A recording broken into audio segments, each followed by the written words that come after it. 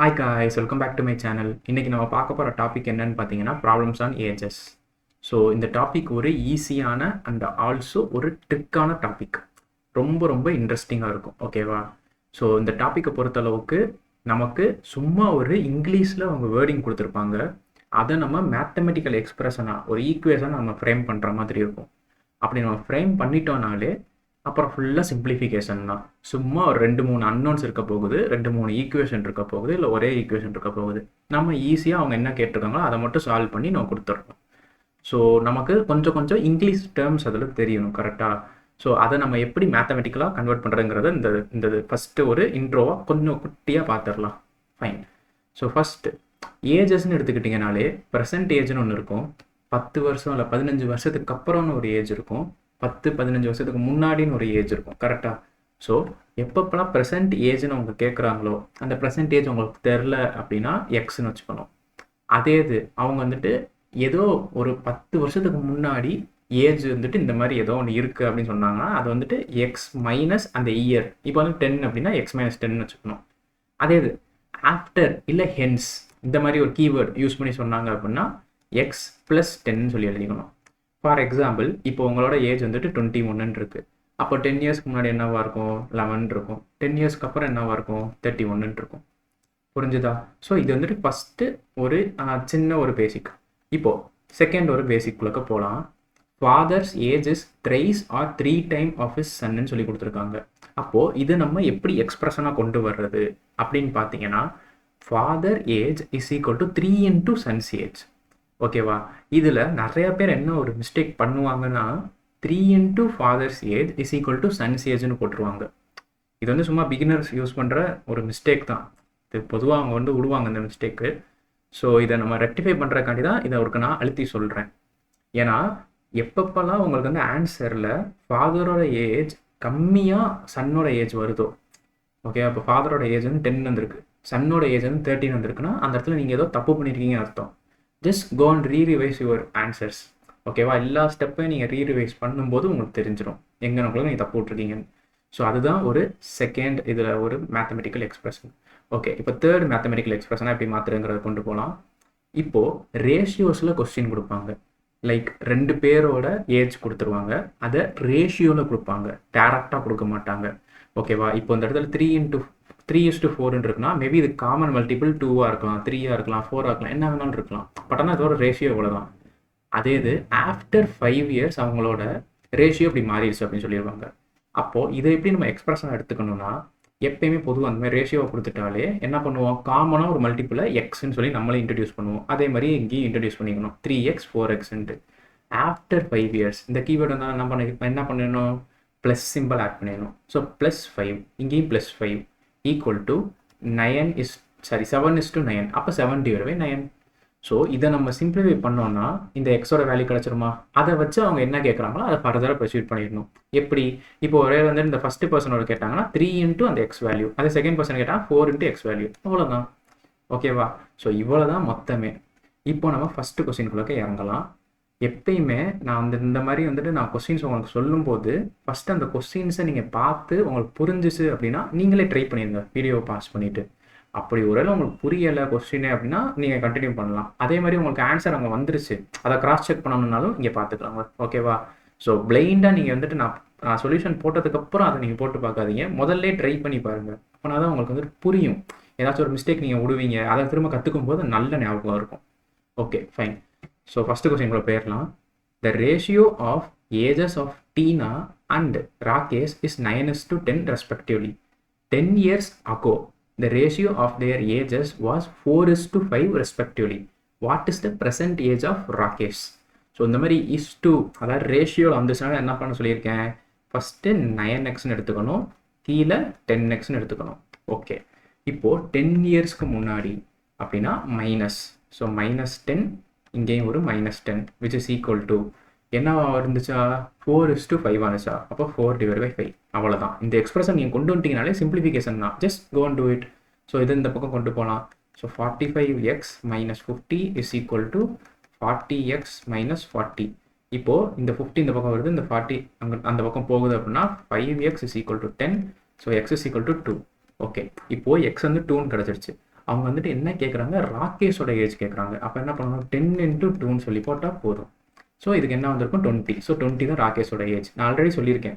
இப்போ இந்த டீனாவோட ஏஜ் கேட்டாங்கன்னா 9x, அதே ராகேஷோட ஏஜ்னா 10x. அதுதான் இந்த இடத்துல எடுத்திருக்கோம்.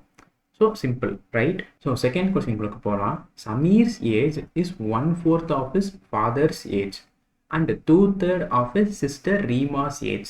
What is the ratio of the age of Sameer, Reema and their father respectively? So second model நம்ம பார்த்தோம்ல, அதில் என்ன கொடுத்துருந்தாங்க, அதாவது ஃபாதரோட ஏஜ் வந்து 3 times இல்லை 4 times அந்த மாதிரி கொடுத்துருந்தா எப்படி நம்ம ஈக்குவேஷன் ஃப்ரேம் பண்ணணுங்கிறத அங்கே கொடுத்துருந்தோம். அதே தான் இங்கே கேட்டிருக்காங்க. பட் ஆனால் இங்கே அவங்க ஏஜ் கேட்கல, அதை சிம்பிளிஃபை பண்ணி ஒரு ரேஷியோவாக கேட்குறாங்க. That's it. ஓகே, அதை எப்படி நம்ம வந்துட்டு பண்ணுறது? First Sameer age is 1/4 of his father's age. அப்போது சமீரோட ஏஜ் 1/4 ஆஃப் his ஃபாதர், அப்போனா எஃப். புரிஞ்சுச்சா இந்த ஈக்குவேஷன் எப்படி இருந்துச்சுன்னு? ஓகே, இப்போது அதே சமீர் தான். Sameer's age is 2/3 of his sister Reema's age. Okay, what is the ratio of Sameer, Reema and their father respectively? இப்போது இந்த மூணையுமே நம்ம ஒரே ஆட்ரிபியூட்டாக கொண்டு வந்துட்டோம்னா, அதாவது சமீரோட ஏஜ் பக்கமே ரிலேட் பண்ணி கொண்டு வந்துட்டோம்னா ரேஷியோ ஈஸியாக மாற்றிடலாம். ஸோ இந்த இடத்துல எஃப் இஸ் ஈக்குவல் டு இந்த 4 அந்த பக்கம் கிராஸ் மல்டிப்ளை பண்ண என்ன வரும், 4 years. இதே மாதிரி இந்த இடத்துல R is equal to 3/2 S.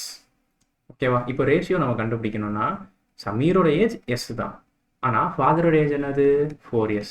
அதே இது அவங்க என்ன கேட்டிருக்காங்க, Sameer, Reema and father. So first Reema வந்துருக்கும்.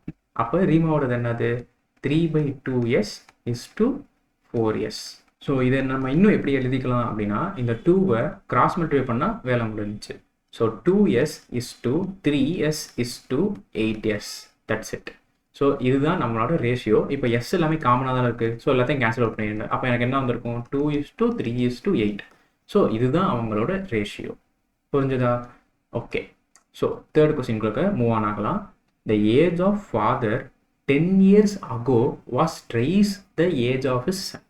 Okay, 10 years hence father's age will be twice that of his son. Find the ratio of their present age. Okay, இப்போ இந்த இடத்துல என்ன சொல்லியிருக்காங்கன்னா, the age of father 10 years ago was twice the age of his son. Okay, அப்போது ஃபாதருக்கு 10 years ago, அதே மாதிரி சன்னுக்கும் 10 years agoல எப்படி இருந்திருக்கு, ஃபாதரோட ஏஜ் 3 டைமாக இருந்திருக்கா. ஸோ 3ன்னு போட்டுக்கணும். ஓகேவா? இது வந்துட்டு நம்மளோட ஃபஸ்ட் ஈக்குவேஷன். ஓகே, அடுத்து 10 years hence. ஸோ 10 வருஷத்துக்கு அப்புறம் ஃபாதரோட ஏஜும் சன்னோட ஏஜும் தானே ரிலேஷன்.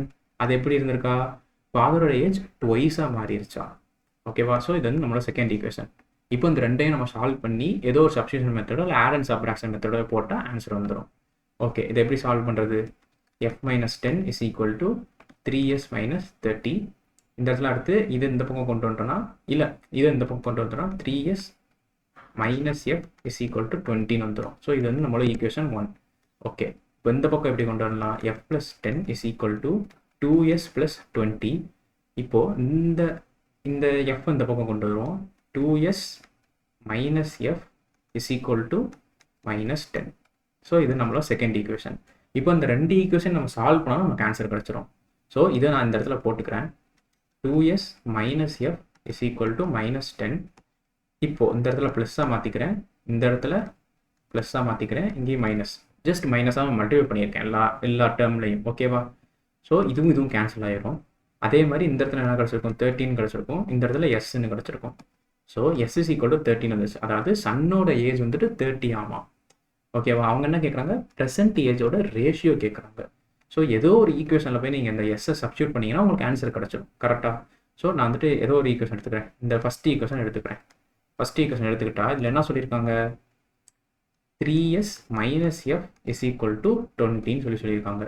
அப்போது 3 × 30 - f இஸ் ஈக்குவல் டு 20. அப்போது f is equal to 90 - 20 which is equal to 70. அப்போ நமக்கு என்ன வந்திருக்கு, சன் அண்ட் ஃபாதர் ரேஷியோ நம்ம எடுத்துக்கிட்டோம் அப்படின்னா 30:17 வந்திருக்கும். So which is equal to 3:7. புரிஞ்சுதா? இப்போ பாருங்களேன், சன்னோட ஏஜ் 30, ஃபாதரோட ஏஜ் 70. ஸோ கண்டிப்பாக ஆப்வியஸாக சன்னோட ஃபாதர் தான் ஏஜ் கூட இருக்கும். ஸோ இது வந்து நமக்கு ஒரு செக்கிங், கடைசி ஒரு செக் வச்சுக்கணும். ஓகேவா? ஃபைன். இப்போ அடுத்த கொஸ்டின் போகலாம். A man's present age is 2/5 of the age of his mother. After 8 years, he will be 1/2 of the age of his mother. How old is the mom at present? Okay, so first என்ன கொடுத்துருக்காங்க, a man's present age is 2/5 of the age of his mother. அப்படின்னா let முதல் வந்துட்டு மேனோட ஏஜையும் மாமோட ஏஜையும் ஒரு வேரியபிளாக நம்ம எடுத்துக்கலாம். So Y வந்துட்டு மேனோட age, X வந்துட்டு மாமோட ஏஜ்னு எடுத்துக்கலாம்.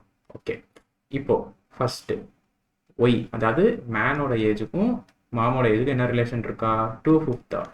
ஓகேவா? ஸோ இது நம்மளோட equation number 1. Okay, equation number 2 என்னன்னு பார்த்தீங்கன்னா, ஆஃப்டர் 8 இயர்ஸ், அதாவது 8 வருஷத்துக்கு அப்புறம் அவங்களோடது என்ன மாதிரி ரிலேஷன்ஷிப்பில் இருக்குது அப்படின்னா 1/2 இருக்கா. So 1/2, that's it. ஸோ இது வந்துட்டு ஈக்குவேஷன் நம்பர் 2. இப்போ இந்த 2 ஈக்குவேஷன் நம்ம சால்வ் பண்ணனாலே வரும்.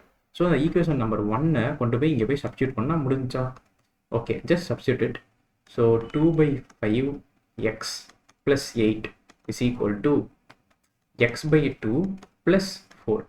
ஓகே, இப்போ இந்த 4 அந்த பக்கம் கொண்டு போகலாம், இது இந்த பக்கம் கொண்டு வந்தால் என்ன வந்திருக்கும், x/2 - 2/5x is equal to 4ன்னு வந்திருக்கும். இதை இன்னும் ஃபர்தராக சிம்பிளிஃபை பண்ணால் cross multiply, just 5x - 4x / 10 is equal to 4. Okay, இப்போ இந்த 4 இந்த 10 அந்த பக்கம் கொண்டு போனால் x is equal to 40.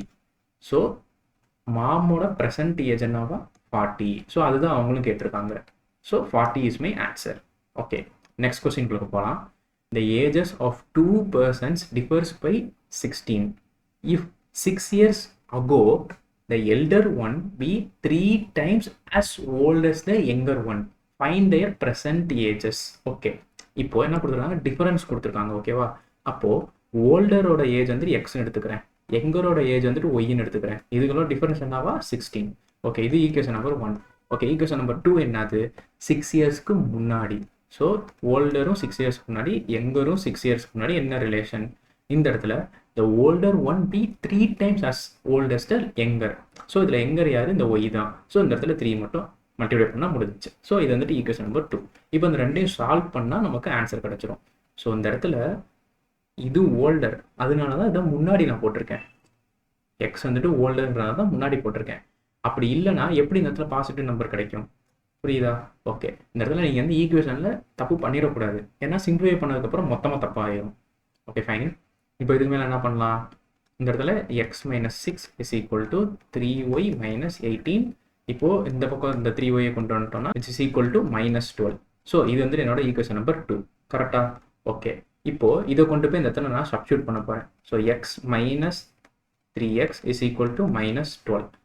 Okay, இப்போது இது என்னோட ஈக்குவேஷன் நம்பர் 2வா. ஈக்குவேஷன் நம்பர் 2வை -1 நான் மல்டிப்ளை பண்ணுறேன் எல்லா டேர்முக்கும். அப்படின்னா இது மைனஸாக மாறிடும், இந்த இடத்துல ப்ளஸ்ஸாக மாறிடும், இது ப்ளஸ்ஸாக மாறிடும்.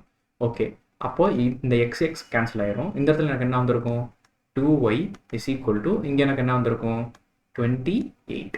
கரெக்டாக? ஓகே, அப்போ ஒய்யோட வேல்யூ என்ன, 14. ஓகே, நோ எக்ஸோட வேல்யூ என்னவா இருக்கும், x - 14 is equal to 16. Equation number 1ல் சப்ஸ்டியூட் பண்ணலாம். அப்போது எக்ஸோட வேல்யூ என்னது, 30. ஸோ இதுதான் அவங்க 2 பேரோட ஏஜஸ். புரிஞ்சுதா? ஃபைன். ஸோ நம்மளோட next question, 6th question. The product of ages of Ankit and Nikita is 240. If twice the age of Nikita is more than Ankit's age by 4 years, then find Nikita's age. Okay, first 2 பேர் இருக்காங்க, Ankit and Nikita. இவங்க 2 பேரோட ஏஜையும் product பண்ணால், அதாவது அங்கித்தோட ஏஜையும் நிக்கிதாவோட ஏஜையும் product பண்ணால் 240 கிடைக்குதா. So இது நம்மளோட ஈக்குவேஷன் நம்பர் 1. ஓகே, அடுத்து ஈக்குவேஷன் நம்பர் 2 என்னது, if twice the age of Nikita is more than Ankit's age by 4 years. அப்படின்னா என்ன அர்த்தம், 2 into நிக்கிதாவோட ஏஜ் அங்கித்தோட ஏஜோட மோர் தென் 4 years இருக்கா. அப்படின்னா -4 is equal to அன்கிட், இல்லை அன்கிட் +4ன்னு கூட நீங்கள் போட்டுக்கலாம். ஓகேவா? இந்த மாதிரி இது இன்னும் சிம்பிளாக இருக்கும். It's equal to Ankit +4. இதான் அந்த ஈக்குவேஷன் சொல்லியிருக்காங்க. ஸோ இது நம்ம ஈக்குவேஷன் நம்பர் 2. இப்போது நம்ம என்ன பண்ண போகிறோம்னா, இந்த எண்ணுக்கு பதிலாக இந்த இடத்துல நான் என்ன சப்ஸ்டியூட் பண்ணிடலாம், 240 / a. ஏன்னா அவங்க என்ன கேட்டிருக்காங்க, நிக்கிதாவோட ஏஜ் தானே கேட்டிருக்காங்க. ஸோ இது என்னோட ஈக்குவேஷன் நம்பர் 1. ஓகேவா? இல்லை இதோட நான் இன்னும் என்ன ஆட் பண்ணிக்கலாம், ஏவை இங்கே போட்டுட்டு இங்கே என் போட்டுக்கிட்டோம்னா டேரெக்டாக அதை சப்ஸ்டியூட் பண்ணோடனே நிக்கிதாவோட ஏஜ் கிடச்சோம். ஓகே, ஏன்னா எல்லா டேர்ம்ஸுமே என்னா மாறி இருக்கும். ஓகே, ஸோ இந்த இடத்துல 2 into n is equal to 240 divided by Nikita plus 4. Fine. இப்போ இந்த இடத்துல நான் என்ன பண்ணலாம், 2n is equal to 240 plus 4n divided by n. இப்போ இந்த n அந்த பக்கம் போகும்போது என்ன கிடைக்கும், 2n square is equal to 240 plus 4n. So 2n square minus 4n minus 240 fine is equal to 0.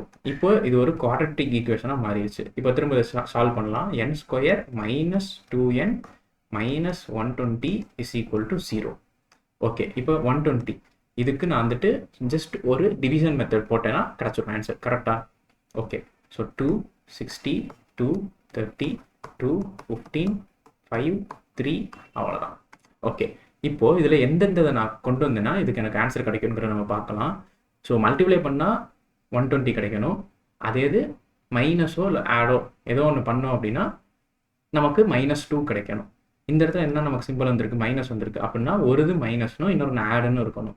இப்போது இந்த இடத்துல இந்த இதை ஃபுல்லாக எடுத்தோன்னா 10 12 அப்போது இதுக்கு என்ன ஆன்சர் கிடச்சிருக்கும், n minus 12 n plus 10 is equal to 0. புரிஞ்சுதா? அப்போது என்னோட வேல்யூ என்னென்னலாம் வந்திருக்கும், ஒன்று 12ன்னு வந்திருக்கும், இல்லை என்னோட வேல்யூ -10 இருக்கும். -10 ஏஜ் இருக்க முடியுமா, ஏஜ் எப்பயுமே பாசிட்டிவாக தான் இருக்கும். ஸோ இது ஸ்ட்ரைக் அவுட். நம்மளோட அப்போ ஆன்சர் என்னது, 12ங்கிறதா நம்மளோட ஆன்சர். புரிஞ்சுதா? ஸோ நிக்கிதாவோட ஏஜ் வந்துட்டு 12. ஸோ கடைசி கொஸ்டின் 7th கொஸ்டின் போகலாம்.